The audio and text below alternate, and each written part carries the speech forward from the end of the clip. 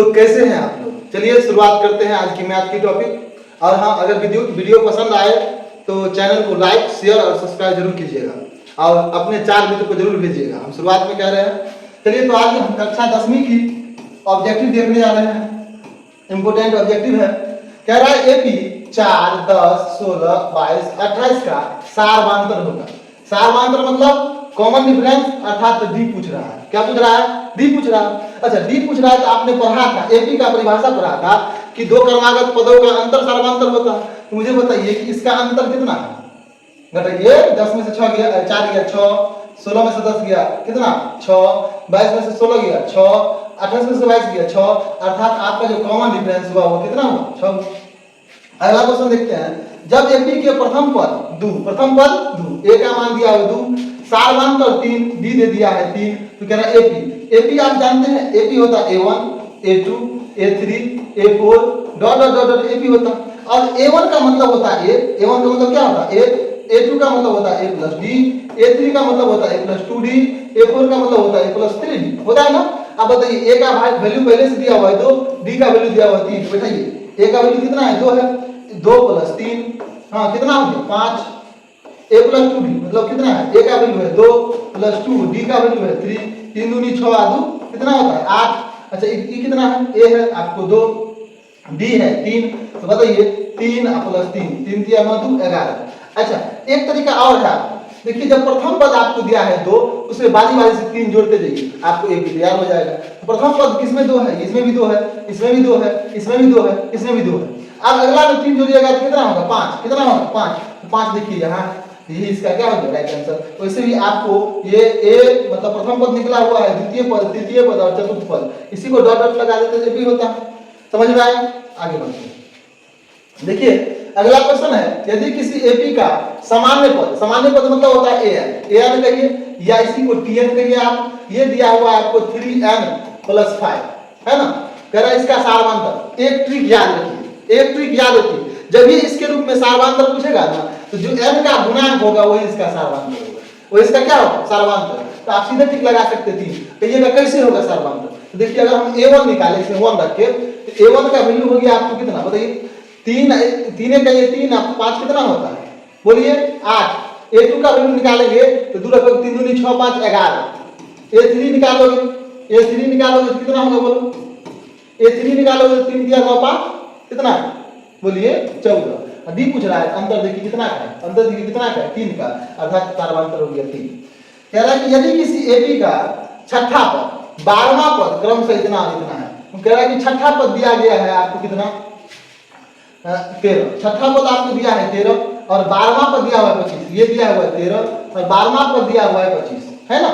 तो कह रहा है कि 20वां पद क्या होगा, क्या कह रहा है 20वां पद क्या होगा। तो जानते हैं कि छठा पद का मतलब क्या होता है a प्लस 5d, क्या होता है a प्लस 5d। आप पूछिएगा सर कि ये कहां से आया a प्लस 5d, तो an का फॉर्मूला क्या होता है बोलिए a plus n minus 1 into d होता है।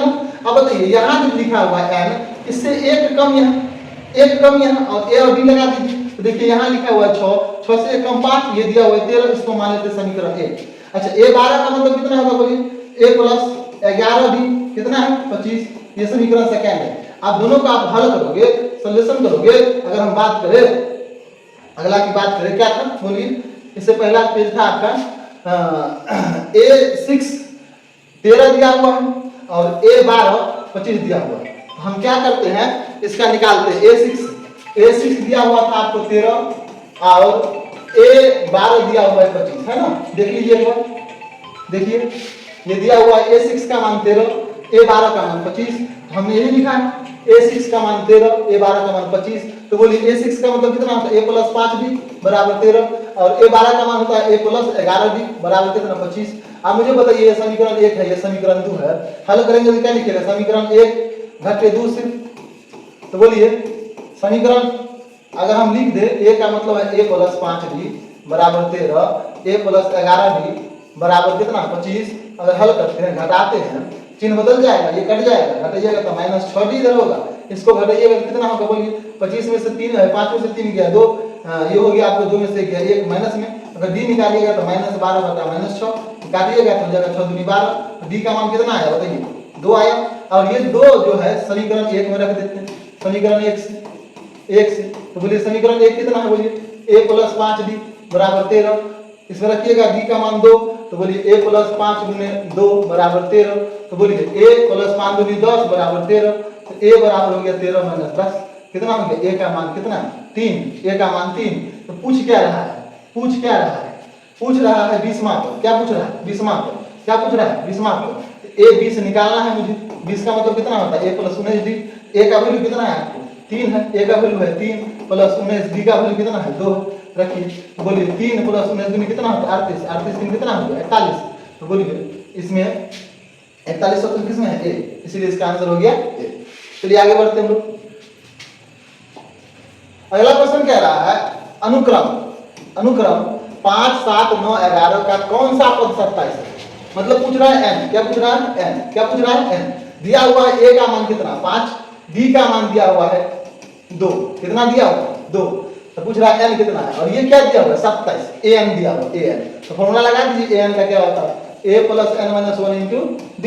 an का मान दिया हुआ है 27, a का मान दिया हुआ है आपको 5, a का मान दिया हुआ है 5 और d का मान दिया हुआ है आपको कितना 2, d का मान दिया हुआ है 2, n माइनस 1 d का मान दिया हुआ है 2। अब इसको हल करते हैं, ये हो गया 27, ये हो गया आपको 5 और इसको गुना करिएगा 2n माइनस 2, इसको हल कीजिएगा तो 27 प्लस 2 इधर आएगा घटे 5 बराबर 2n। तो बोलिए अगला होगा 27 में 2 जोड़ेंगे तो 29, 29 में से 5 गया तो 24 बराबर 2n।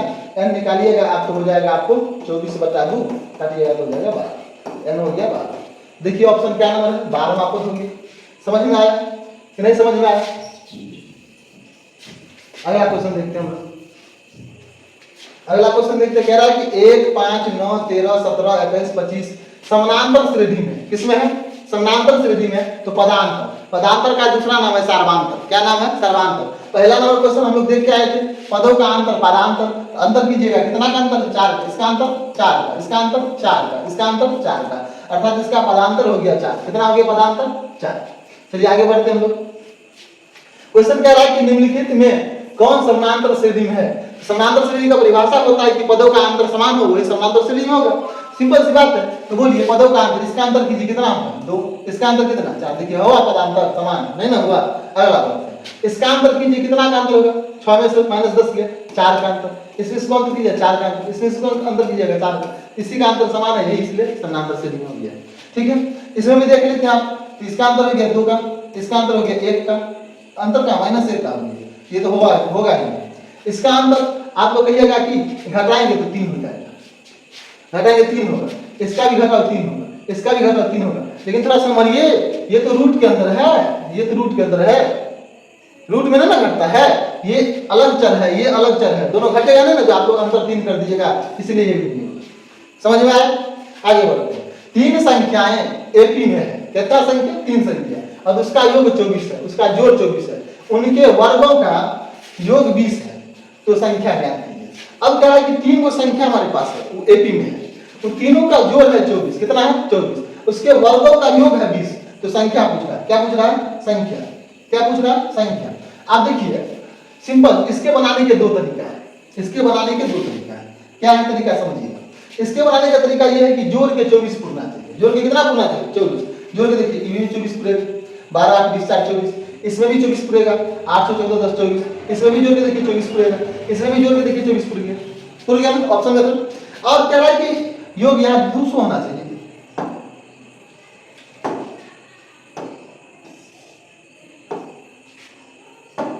देखिए अब सही है, तो यहाँ 200 जोड़ के 200 होना चाहिए। तो जोड़िए तो स्क्वायर करके कह रहा है वर्ग का योग, किसका योग वर्ग का योग। वर्ग 12 का स्क्वायर 144, 8 का स्क्वायर 64, 4 का स्क्वायर 8, जोड़िएगा तो इसलिए 200 सही हो गया, ये नहीं होगा।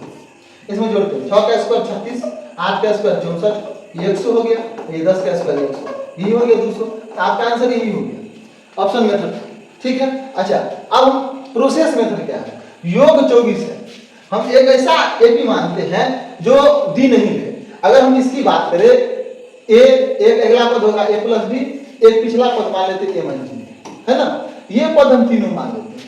क्वेश्चन कह रहा है कि तीनों का योग 24 था। देखिए एक बार देख लीजिए, क्वेश्चन कह रहा है कि तीनों का योग 24 है, तीनों का योग 24 है। देखिए लिखा हुआ है तीन संख्याएं एपी में है और उसका योग 24 है ना, उसका योग 24 है। बताइए तीनों का योग 24 है, मतलब a माइनस डी जोड़ a प्लस डी, इसका योग बराबर 24 दिया हुआ, डी से डी गया, कितना a हो गया 3a बराबर 24 है। a बराबर कितना हो गया बताइए, तो 24 बटा कितना होगा बोलिए, 3 3 8 24, a का मान हो गया 8, हो गया ना, a का मान 8। अब अगला टर्म क्या कह रहा है, अगला टर्म कह रहा है इसके वर्ग का योग 200 है, वर्ग का योग कितना है 200 है, वर्ग का योग 200 है। अगर हम बात करें वर्ग के योग का, मतलब कह रहा है तीनों के स्क्वायर कर दीजिए, एक टर्म यहाँ कह रहा है a माइनस डी का स्क्वायर करिए प्लस a स्क्वायर करिए प्लस a प्लस डी का स्क्वायर करिए, ये होता है आपको 200, है ना। तो बोलिए स्क्वायर क्या होता है, फॉर्मूला क्या होता है, a माइनस डी का whole square, a square minus 2ad होगा plus b square plus a square, इसका फॉर्मूला क्या होगा a square plus 2ad plus b square, इधर हो गया 200, देखिए प्लस में माइनस में गया। बताइए a स्क्वायर और a स्क्वायर कितना है, a स्क्वायर कितना है, a स्क्वायर यहाँ भी है 3a स्क्वायर, d स्क्वायर कितना 3d स्क्वायर, 3d स्क्वायर तो 2d स्क्वायर है, 2d स्क्वायर है, 2d स्क्वायर बराबर कितना 200 है ना। और यहाँ पे a का वैल्यू दिया हुआ है 8, यहाँ रख देते हैं 8, तो बोलिए 3 इंटू 8 का स्क्वायर प्लस 2d का स्क्वायर बराबर 200, क्लियर। अब बताइए 8 या 64 को 3 से गुना कर देते हैं, 64 को 3 से गुना करिए, 4 तिया 12 1 6 3 18 19, ये हो गया 192 जोड़ 2d स्क्वायर बराबर 200, इसको उधर ले जाते हैं, तो बोलिए 2d स्क्वायर बराबर कितना होगा 200 माइनस 192, घटाइएगा कितना होगा बोलिए, तो 2d स्क्वायर बराबर घटाइएगा तो हो जाएगा आपको 8, कितना होगा 8, ये काट लीजिएगा तो हो जाएगा 4, तो बोलिए d स्क्वायर बराबर 4, d बराबर अंडर रूट 4, 4 का वर्गमूल कितना होगा 2, कितना होगा 2, a और d निकल गया, a और d निकल गया, तो बताइए पद a और d, a है 8 में से 2 गया तो ये 6 हो गया, ये 8 हो गया, और a और d जोड़िएगा तो 10 हो गया, तो 10 8 और 6 हमें 3 पद निकला है जो यहाँ पे आपको अवेलेबल है, देखिए 10 8 6 है ना, ये इसका आपका राइट आंसर होगा। ठीक है, आगे बढ़ते हैं। कह रहा है कि 0 और 50 के बीच विषम संख्या का योगफल होगा, 0 और 50 के बीच में विषम संख्या नहीं होनी चाहिए। आप मुझे बताइए, हम 0 और 50 की बात कर रहे हैं, 0 से 50 के बीच क्या कह रहे हैं विषम संख्या चाहिए, तो विषम संख्या का एपी कितना होगा, एपी होगा 1 और 3 5 5 7 9, लेकिन यहाँ तक 50 तक जाना चाहिए, 49 क्यों होगा, क्योंकि 50 सम संख्या, 50 कौन सा नाम है सम संख्या, इसलिए ये नहीं होगा, नहीं ना होगा।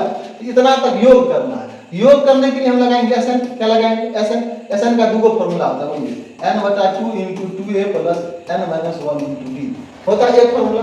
एक और होता है, वो क्या होता है n/2 × इसको दो पार्ट कीजिएगा a प्लस a और इसको मिला के होता है an, मतलब a प्लस a है, यही फॉर्मूला होता है। ये कब यूज करेंगे हम, जब हमें an दिया हो, अर्थात इसमें यूज कर सकते हैं अंतिम पद दिया हुआ, हाँ, लेकिन हमको n पता करना है, क्या पता करना है n पता करना है। देखिए हमें दिया हुआ है a का वैल्यू कितना दिया हुआ, 1 दिया हुआ, d का वैल्यू कितना हुआ बताइए, इसका अंतर 2 है, और an दिया हुआ है आपको 49, कितना दिया हुआ 49। बताइए an का फॉर्मूला क्या लगाइएगा, a प्लस n-1 × d लगाइएगा, an का वैल्यू कितना है 49, हाँ a का वैल्यू कितना है 1 प्लस n-1 × d कितना है 2, निकालना मुझे n, तो बोलिए 49 बराबर 1 जोड़ 2n-2, 2 इधर आएगा और 1 भी इधर आएगा, तो 49 प्लस 2 माइनस 1 बराबर 2n। अब बताइए 49 में 2 जोड़िएगा तो 51 में से 1 गया बराबर 2n, 51 में से गया 50 बराबर 2n, और यहाँ से आप n निकालिएगा तो 50 बटा 2 कितना हो गया 25, n का वैल्यू हो गया 25, n निकल गया, सब कुछ दिया हुआ है तो उठा दीजिए, 25 बटा 2 इंटू a का वैल्यू कितना 1, a का वैल्यू 1 है, an का वैल्यू कितना 49, तो बोलिए 25 बटा 2 गुने 49 1 50, काटिएगा तो 25 होगा, 25 25 हाँ 625, इसका आंसर कितना हो गया 625, अर्थात 0 से लेकर के 50 के बीच का जो संख्या है उसका योग कितना हो 625, ये इसका क्या हो गया राइट आंसर। कह रहा है कि इसकी एपी की 4 संख्याएं का योग 40 है, उसकी पहली और चौथी संख्या का गुणनफल 91 है। कह रहा है कि जोड़ के 40 पूर्णा चाहिए और पहला संख्या और चौथा संख्या को गुना करेंगे तो 91 होना चाहिए, है ना। तो जोड़ के देखिए 40 पूर्ण रहा है, जोड़िए 11 9 20, यहाँ हो गया 13 7 20, 20 20 40 तो पूर्ण गया 40, इसमें भी देखिए जोड़ के 12 8 20 14 16 20 20 40 पूरी गया इसमें भी। इधर देखिए हाँ ये हो गया 9 7 16 4 20 ये भी 40 पूरी गया। और इधर देखते हैं कितना है ये 20 8 28 28 और 9 37 37 3 40 40 तो सब में योग हो रहा है। लेकिन ये कह रहा है कि पहला और चौथा संख्या का गुणनफल है आपका 91।